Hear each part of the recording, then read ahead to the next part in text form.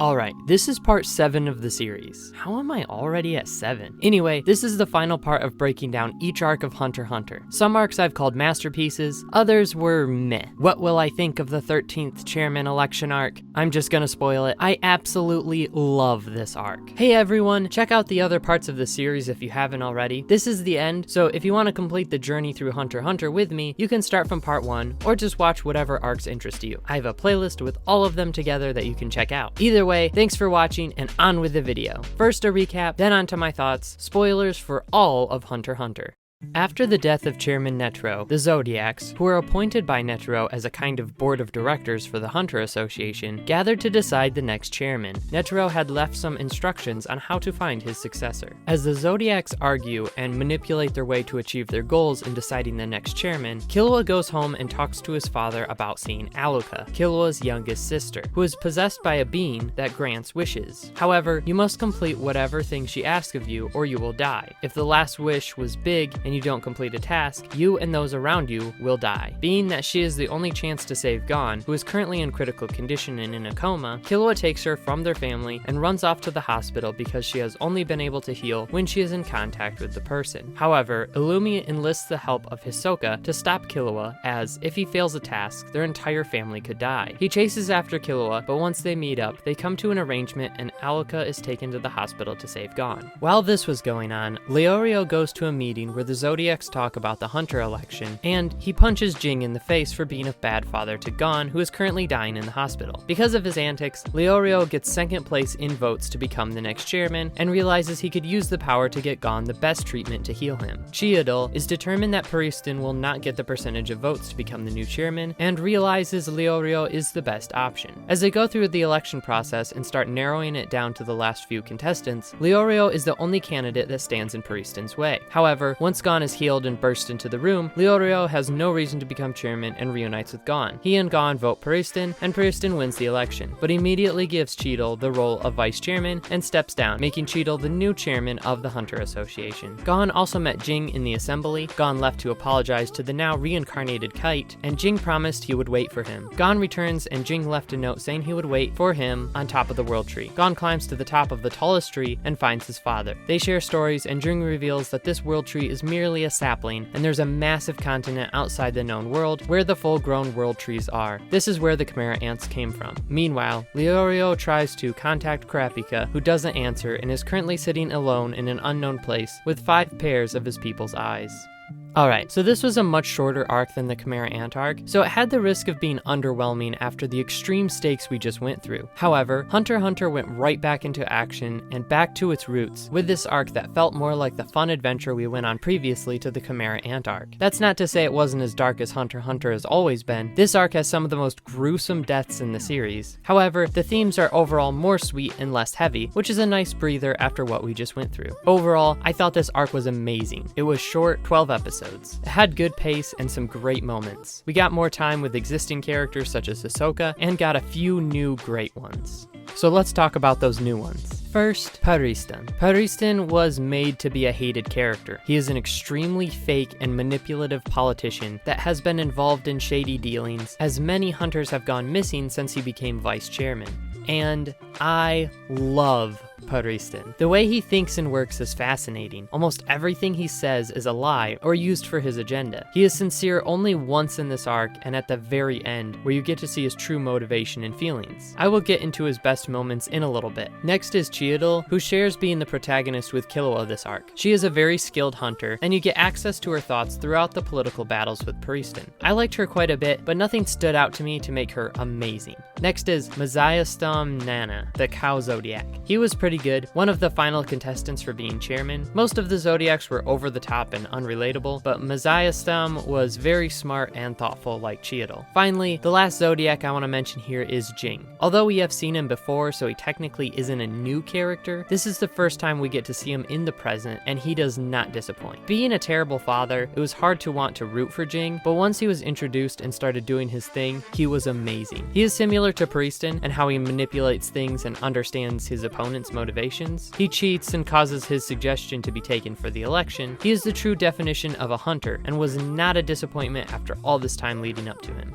On to Killua's side of the story, we only have 2 new characters I have to mention. First is Tsubone, who is my favorite butler next to Goto. She has a freaking weird ability of turning into a motorcycle, which allows her to keep up with Killua's Godspeed ability. The butlers are always interesting, as they serve the Zoldyck family, but Killua is often in conflict with his family, so they have a role of being like an overly protective parent, where they aren't necessarily against him, but they also can't let him do whatever he wants. In the end, it's apparent the butlers care very much about their masters. Finally, Alluka, who is fine. Killua had a very sweet relationship with her, and it felt like the end of his big character arc as he has finally become totally independent of his family. I'm thinking they won't be a big part of the story anymore until maybe the end of the series, if that ever happens. Also, with Alluka, he now has possibly infinite power, so that's cool. Overall, I never really cared that much about Alluka, but I cared about Killua's attachment to her, so that made the character work for me. Now, on to my favorite moments. We're gonna start with Killua's side of the story. He has an epic moment right at the start with threatening his mom by asking Alluka to kill her if they don't leave the mountain within a half hour. Because of this, Sylvia allows him to leave. Killua's mother is obviously proud of her son's manipulation and guts. Illumi is not interested in harnessing Alluka's power as his parents are, so he attempts to kill her considering the apparent danger that their whole family is in if Killua messes up. He gets the help of Hisoka, which leads to the fight between Goto and Hisoka. Goto's coin game was the best part of the Zoldyck family arc, so when he faces off against Hisoka as Killua flees with his sister, of course he has a coin Nen ability, and it's super cool. Unfortunately for him, Hisoka is a better fighter. This fight was sweet. The 2 characters that I liked faced off. It showed us their strategy without over-explaining what was happening. It felt rewarding, understanding what we do know about Nen at this point, and I could analyze the fight as it happened. I was sad and surprised at Goto's death, but it gave us one of the coolest looking deaths in Hunter x Hunter, as Hisoka descends from above and cuts through Goto's neck after the distraction of throwing the coins back at him.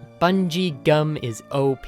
After Illumi and Killua come to an understanding, Alluka heals Gon, and then Killua tells her other half, Nanika or something, to never come out again. This was kind of a good solution. I thought it was cool, then I realized how cruel it was to basically kill her, which Alluka calls him out on. Killua realizes he can't keep running away, and that he needs to take the risk to keep her safe, which was a sweet moment. So instead, he orders her to never take a wish from anyone else. Killua is really the only one who truly loves and cares about his sister. Everyone else just wants her for her power, and this sweet relationship was shown very well throughout this arc. As good as Killua's half of the story is, it does not compare to how much I love the political story going on in the other side of this arc. First, we have Jing manipulating the Zodiacs to use his suggestion for electing the next chairman. It seems most of Jing's motivation is just that he doesn't want to be bored, which fits in with how he is a terrible father because he doesn't want to be held back by raising a son. It was great seeing the flashback and how he predicted exactly what was going to happen and how he got Beans to cheat for him. The other Jing moment I quickly wanted to mention was when Chiyoda asks for advice from Jing. She, much like the audience, wants to know what Peristan's goal is. Because he is so disingenuine, he often says or agrees with things that would put him at a disadvantage. This is when Jing reveals that Peristan isn't necessarily focused on winning and that he can stall indefinitely the way he is going. Jing also seems to have a plan and prediction for everything that is going to happen, and he is almost completely correct. This isn't a specific moment, but every time Peristan talks was my favorite moment for this arc. He is a similarly amazing hunter as Jing, even though he is the opposite in being very political minded, where for Jing, it seems the city is the last place he wants to be. But both of them do what they do just for fun.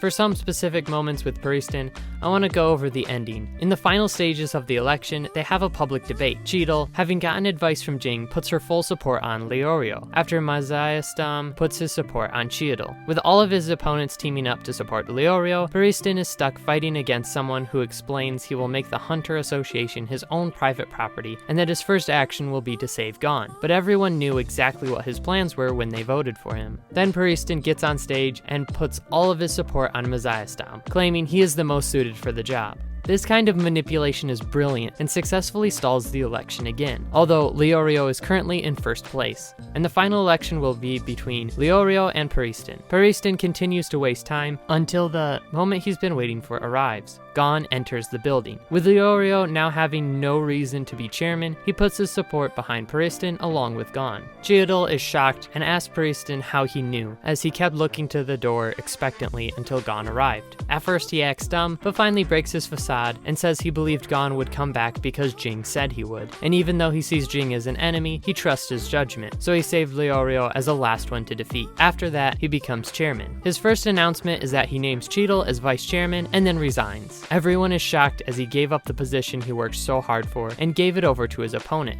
Not even Jing expected this. Cheadle is furious and chases after Preston. This is when we get Preston's true motivation and we get to see him sincere for once. She asked him why he did that, and Preston says he didn't become vice chairman to one day become chairman. It was earlier revealed that Netero chose Preston to be his vice chairman because he thought a yes man would be boring and he wanted someone to challenge him. Preston continues that whenever he did something to hinder or annoy Netero, it always seemed to make him happy. It's clear Preston misses Netero a lot as he wipes the tears from his eyes. He threatens Cheadle that if the organization becomes a dull place under her leadership, he will become serious about toying with her. Ultimately, all that Preston did wasn't just to screw with people, but also as a tribute to Netero, who understood the enjoyment of being challenged. Although it seems likely that he was involved in shady dealings that may have even caused the death of hunters, Preston understood the value of fun that Netero wanted in the association. This is one of the biggest themes in Hunter x Hunter that I believe is often overlooked, the value of having fun. Maybe I'll do an entire video on that topic. Let me know if that would interest you in the comments. Alright, the final thing I want to talk about is Leorio being epic for once. I like Leorio being more of a hunter like Preston, although in the exact opposite way. He isn't a great fighter or adventurer, but he could be a good politician or doctor because of his sincerity. He doesn't manipulate people and he truly cares, so that makes him a really good friend, which Jing acknowledges during an early debate. Leorio comes to ask a question for Jing about Gon, and Jing was pretty callous as he states how he is glad Gon has friends like Leorio. Leorio is angry that Gon's dad won't even visit him, so he uses an ability to teleport his punch and he uppercuts Jing. This is the moment that leads to his almost successful political campaign, and it was great seeing other people get behind him and vote for him based off his sincerity, which completely contrasts Preston. Mostly, it was just nice to see Leorio doing something for once. If this sounds a little bit different, it's because I'm recording at a different place than I usually do, so sorry about the janky sounding editing at the end. Alright, my final thoughts for this arc is that I realize I love mind games, even more than regular fights. So arcs like this that have characters trying to manipulate each other to achieve a goal is great for me.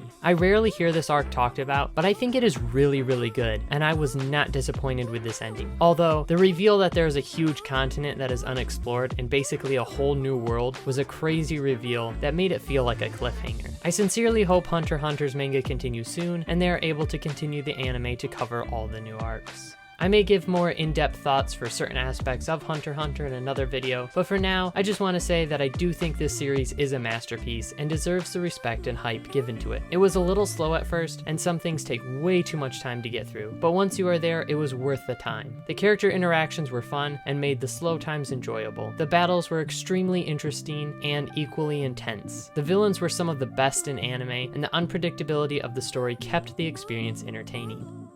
On to my final favorites of Hunter x Hunter. First, for this arc, my favorite character was Preston, followed by Jing, Cheadle, Killua, and Goto. Killua was great this arc, and had some really nice moments with Alika, but he was mostly just running away and protecting his sister. Goto was great, and his death made me sad, but I was also in awe at the fight. That was so well done. We got a lot from Cheadle this arc, and I do like her even if she isn't as interesting as Jing and Preston. My favorite moment was Preston talking about Netero. The whole scene was really powerful, and it was a really satisfying reveal. I didn't really mention it, but Gon and Jing talking on the World Tree was also a really nice moment to see them having some connection after all this time. It made Gon's goal make much more sense to me. On to my favorite overall characters. At number 1, we have Killua, such an epic character with so many great moments and emotional struggles. I love Killua. Number 2, Meruem. Did they really have to show his hand in Komugi's at the end? Gosh, that moment. Number 3, Kurapika. Although we didn't get as much time with him, his actions in Yorknew were amazing, and I find him a tragic but extremely interesting character, and the best protagonist except Killua, although he could have passed him if he got more time. At number 4 is Crollo Lucifer, a beautiful man. And finally, at number 5, Preston, just barely beats out Hisoka. This probably changes depending on my mood. Sometimes I'd like Hisoka more, sometimes Preston, sometimes I like Preston even more than Crollo. But this is my list for now. When I rewatch Hunter x Hunter at some point, my favorites will probably change. Maybe I'll make a video years in the future when that happens. I guess you'll have to watch every video on my channel as soon as they come out for at least the next 5 years.